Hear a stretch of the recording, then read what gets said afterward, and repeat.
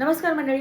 वय वर्ष 12 ते वय वर्ष 19 या वयोगटातील मुलांशी आपण कसं वागायचं किंवा मी कसं वागते, मी माझं एक्झाम्पल मी तुम्हाला सांगणार आहे. तर आपली जी मुलं असतात ना या वयोगटामध्ये, म्हणजे 12 पासून 19 पर्यंत, त्यांच्या शारीरिक मानसिक अवस्थेमध्ये त्यांचा बदल झालेला असतो आणि या वयामध्ये मन थोडंसं ना चंचल असतं. त्यामुळे मुलांची संगत कशी आहे किंवा आपली मुलं दिवसभर कोणाच्याच दिवसभर संगतीत असतात हे आपण पहिल्यांदा जाणून घेणं महत्त्वाचं असतं.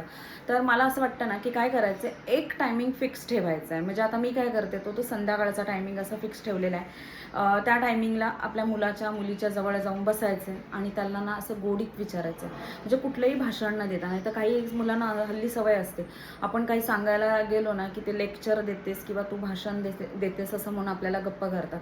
तर तसं न करता त्यांच्याशी ना गोडीत बोलायचं त्या टायमिंगला. दररोज ती वेळ ठरवून ठेवायची आणि त्यांना सुरुवात, तू आज दिवसभर कुठे होतास, तू आज काय केलंस, कोणाबरोबर कुठे गेला होतास, हां मग तुझं शाळा कॉलेज कसं चाललंय, सगळं व्यवस्थित आहे ना, असं जर तुम्ही दररोज विचारत गेला ना तर त्या मुलांना पण ती एक सवय लागेल की दररोज डेलीचं काय जे रुटीन असेल ना ती मुलं तुम्हाला सांगत जाणार.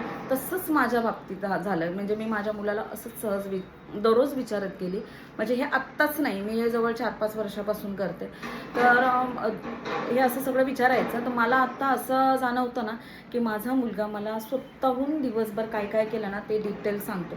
ते सांगण्यामुळे काय होतं की आपली मुलं सध्या कोणाच्या संगतीत आहेत, त्यांची संगत कशी आहे, त्यांचा अभ्यास कसा चाललाय, ह्या सगळ्या गोष्टी आपल्याला न विचारता सुद्धा नंतर कालांतराने असं माहीत होतात. म्हणून कुठल्याही प्रकारचा धाक न दाखवता आपल्या मुलांबरोबर जर आपण मित्रमैत्रिणीसारखं जर वर्तन केलं ना तर 100% मी तुम्हाला सांगते की तुमची मुलं तुम्हाला सगळं दिवसभराचं त्यांचं जे रुटीन आहे ना ते सगळं सांगणार आणि आपल्याला जास्त त्यांना ओरडायची गरजसुद्धा लागणार नाही. व्हिडिओ आवडला असेल तर लाईक करा, शेअर करा आणि चॅनलला सबस्क्राईब करा. छान छान व्हिडिओज आपण लवकरच बघू.